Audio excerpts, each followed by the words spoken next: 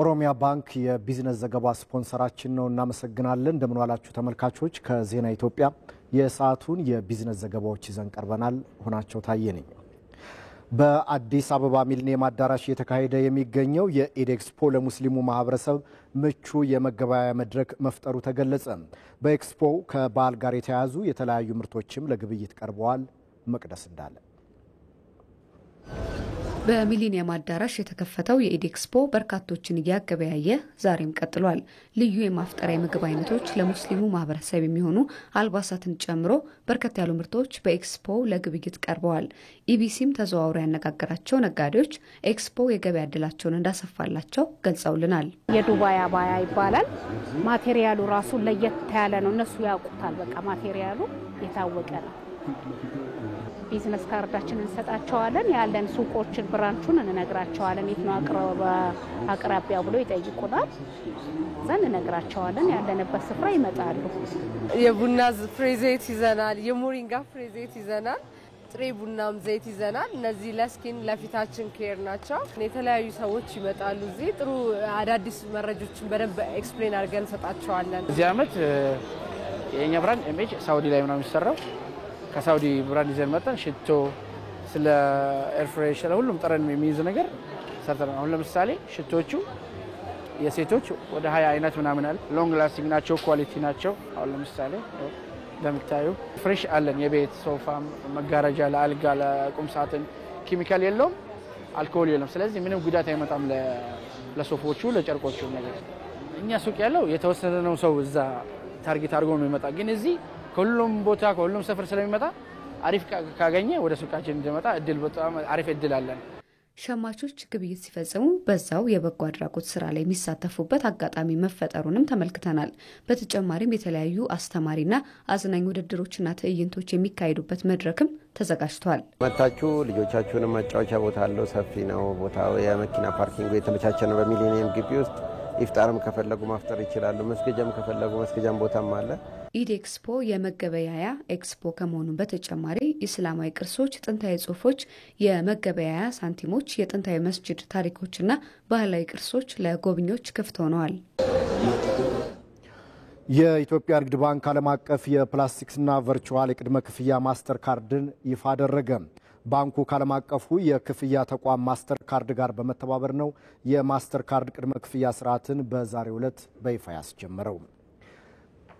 ተመልካቾች እዚህ ዜና ላይ ቆይታ እናደርጋለን። ተጨማሪ ማብራሪያ ልትሰጠን ሪፖርተራችን ብሩክታዊት አስራት በቀጥታ መስመራችን ላይ ነው የምትገኘው። ብሩክታዊት እንደምን ውለሻል? የባንኩ አዲስ የማስተር ካርድ አገልግሎት ለዘርፉ የሚያስገኘው አጠቃላይ ጠቀሜታ ምንድነው? አጠር አድርገሽ ለተመልካቾቻችን መረጃዎችን አድርሽ።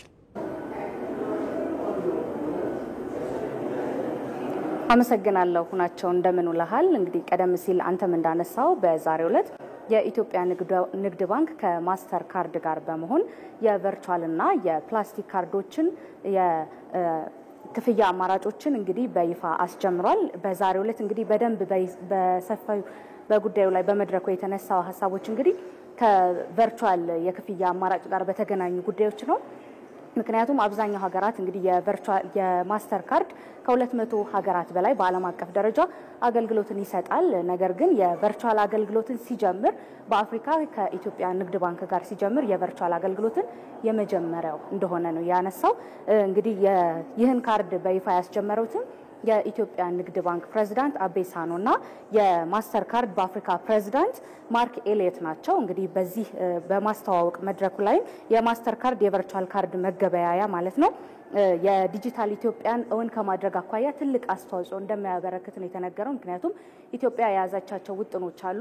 አሰራሯን ወደ ዲጂታል በመቀየር የዲጂታል ኢኮኖሚን እውን ለማድረግ እየሰራች ያለችባቸው ሂደቶች አሉ። እንግዲህ እነዚህንም ከሚሰራ የኢትዮጵያ ንግድ ባንክ አንደኛው ተቋም ነው። የዲጂታል ኢትዮጵያን እውን ለማድረግ ከሚሰሩ ተቋማት መካከል ማለት ነው። የማስተር ካርድም ይህንን የዲጂታል ኢትዮጵያን እውን ለማድረግ ከሚሰሩት ተቋማት መካከልም አንደኛው ሲሆን ሁለቱ ተቋማት በጋራ በመሆን የዲጂታል ኢትዮጵያን እውን ለማድረግ ይህንን የቨርቹዋል የመገበያያ አማራጭን እውን አድርገዋል ማለት ነው።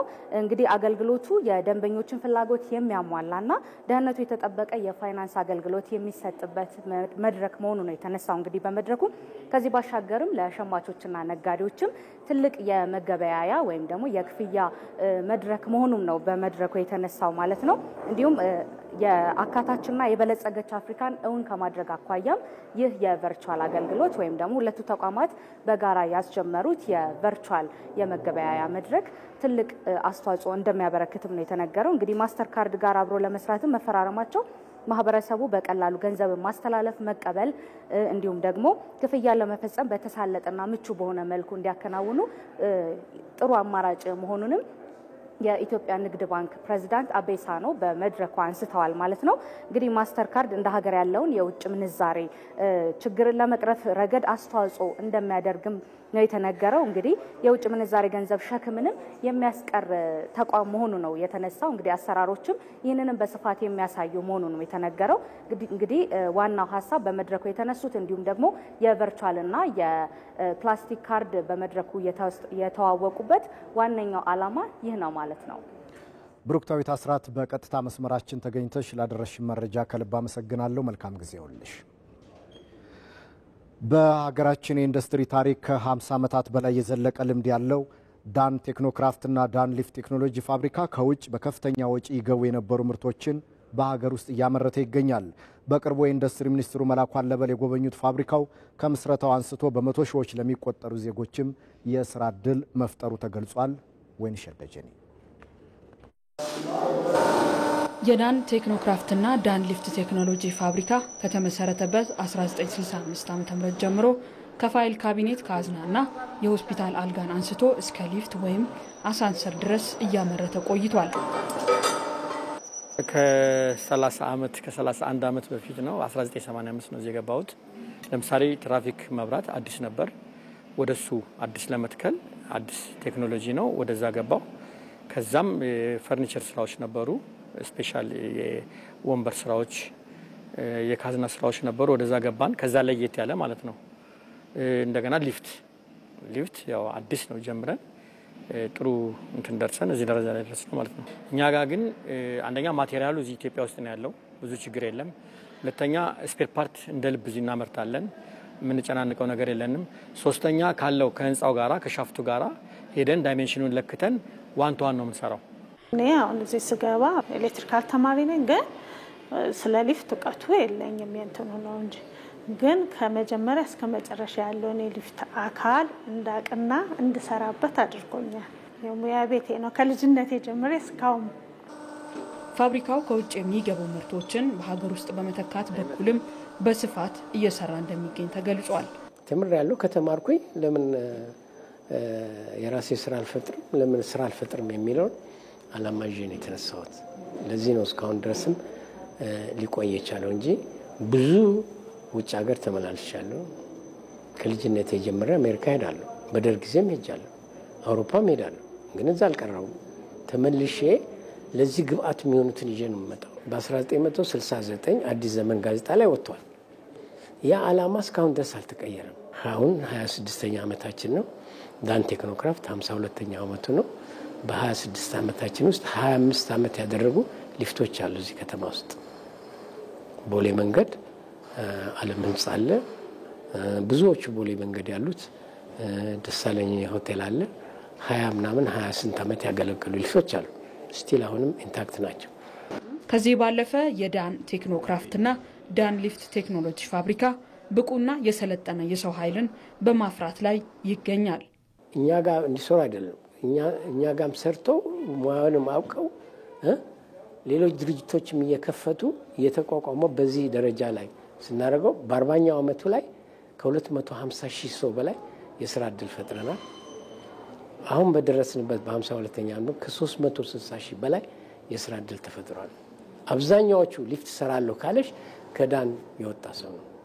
ብዙ ፈርኒቸሮች ፋብሪካዎች አሉ። አሁን ከማን የወጡ ናቸው? ከዳን የወጡ ናቸው። ዳን ሊፍት ቴክኖሎጂ በሀገር ውስጥ ብቸኛው ሊፍት አምራች ሲሆን ፋብሪካው በምርቶቹ የአይኤስኦ የጥራት ተሸላሚ ነው። በማክሮ ኢኮኖሚ ማሻሻያው ለተኪ ምርት ስራ የተሰጠው ልዩ ትኩረት ምርቶችን ከውጭ ሀገራት በማስገባት የሚታወቁ ተቋማት ዘርፋቸውን ቀይረው በአምራችነት እንዲሰማሩ እያበረታታ ይገኛል። ከዚህ ቀደም በምክትል ጠቅላይ ሚኒስትር ተመስገን ጥሩነህ የተጎበኘው ስቲሊ አርኤምአይ የብረት ፋብሪካም በተኪ ምርቶች ዘርፍ ስኬታማ ስራ እየሰራ እንደሚገኝ ተገልጿል።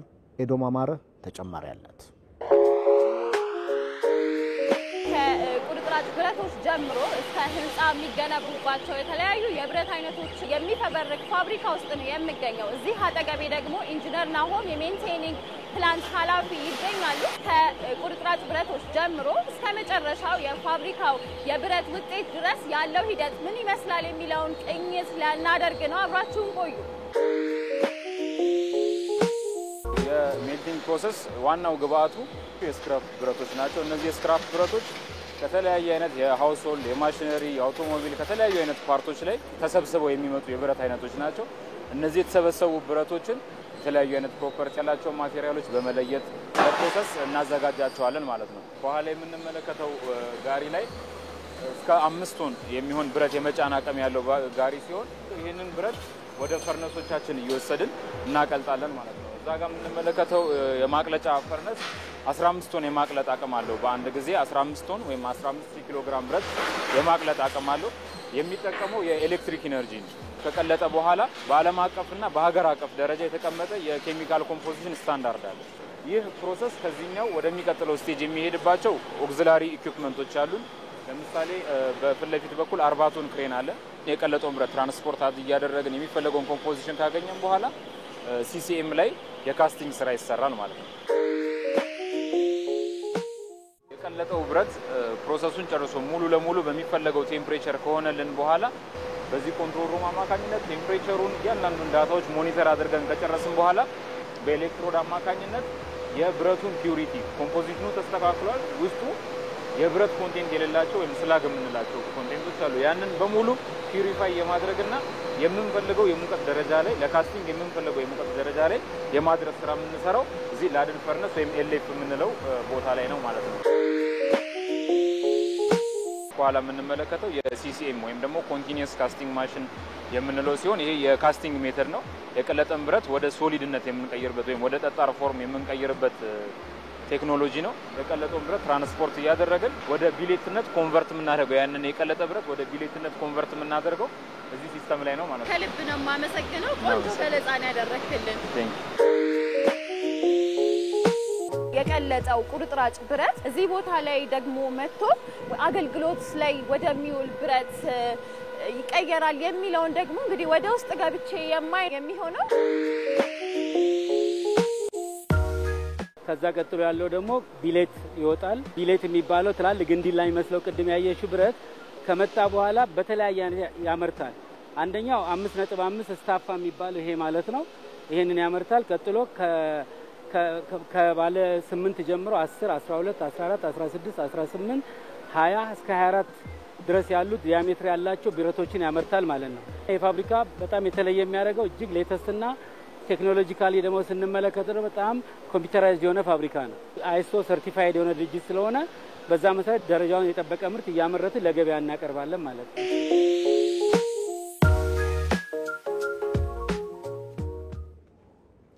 ተመልካቾች ከዜና ኢትዮጵያ ለሰዓቱ የነበሩን የቢዝነስ ዘገባዎች በዚህ ተጠናቀዋል። ሁናቸው ታየ ነበርኩ። በሰላም ዋሉ።